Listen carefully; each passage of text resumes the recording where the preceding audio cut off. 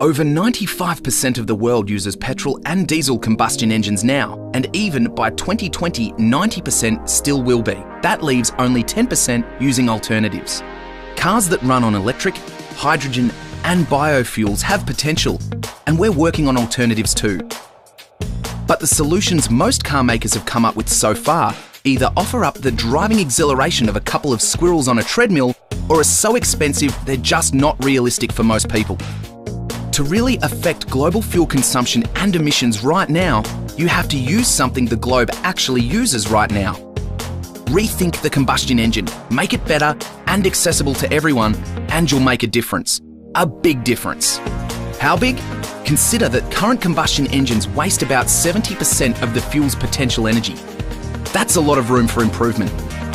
Our overall goal was to get 15% better fuel economy and a 15% improvement in low mid-range torque from the same engine, all on regular fuel. Two enormous gorillas stood in our way. The first was figuring out how to capture more energy from the fuel. To achieve this, we knew we had to raise the compression ratio, which gives us a bigger power stroke in the combustion chamber. The higher the compression ratio, the more energy you get from the combustion. But a high compression ratio usually ends up causing knock, which is when the air-fuel mixture ignites too soon because it's too hot inside the chamber. So we had to cool things off. Using some huge engineering muscle, we came up with innovative solutions to do just that.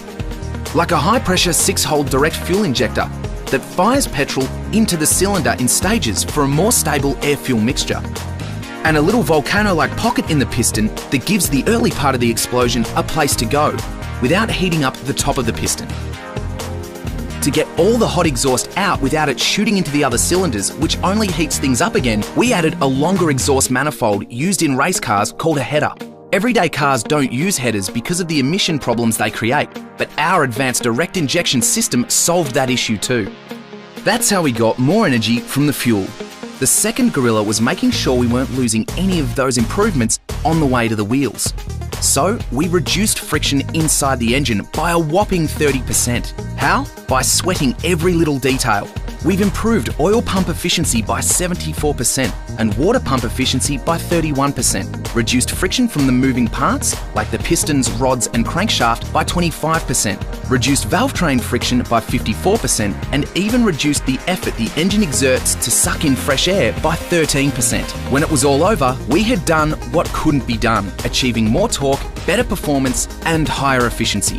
Skyactiv technology from Mazda. Imagination drives us.